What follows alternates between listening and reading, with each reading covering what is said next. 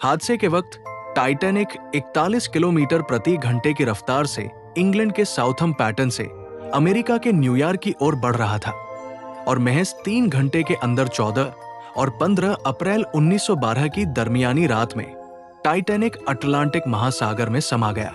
जिस जहाज के कभी नहीं डूबने की चर्चा थी, वो डूब गया। हादसे में 1500 के करीब लोग भी मारे गए।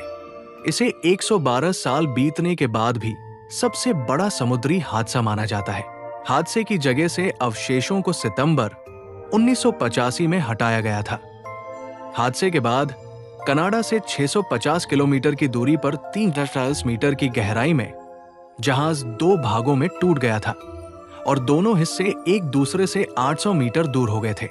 इस हादसे के 110 साल बाद भी आज भी इस हादसे को लेकर रहस्य बना हुआ है। बीबीसी न्यूज ब्राजील ने कुछ विशेषज्ञों से बात करके इन्हीं रहस्यों के जवाब तलाशने की कोशिश की है। इस विशालकाय जहाज के बारे में कहा गया था कि ये डूब नहीं सकता, ईश्वर भी इसे डूबा नहीं सकते। इस भरोसे की अपनी वजह भी थी।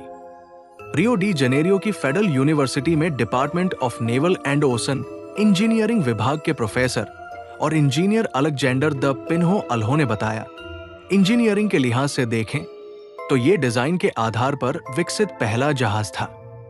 जहाज में कई वाटर टाइट कंपार्टमेंट बनाए गए थे, यानी अगर जहाज का कोई कमरा पानी से भर जाए तो वो दूसरे कमरे को डुबा नहीं सकता था। इस जहाज को तैयार करने के दौरान कुछ मुश्किलें भी हुई थी।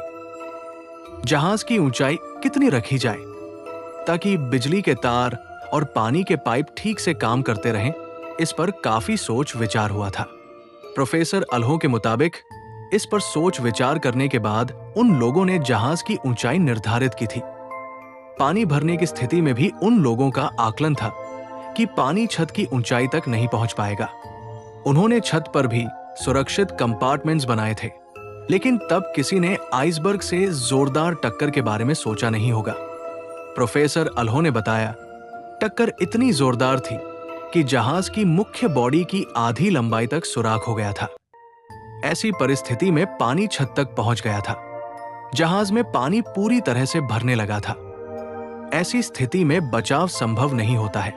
आप पानी निकालने के लिए सभी पंप को सक्रिय कर सकते हैं, तमाम कोशिशें कर सकते हैं, लेकिन पानी जिस रफ्तार से अंदर आ रहा होता है, उसी रफ्तार से बाहर नहीं निकाला जा सकता है।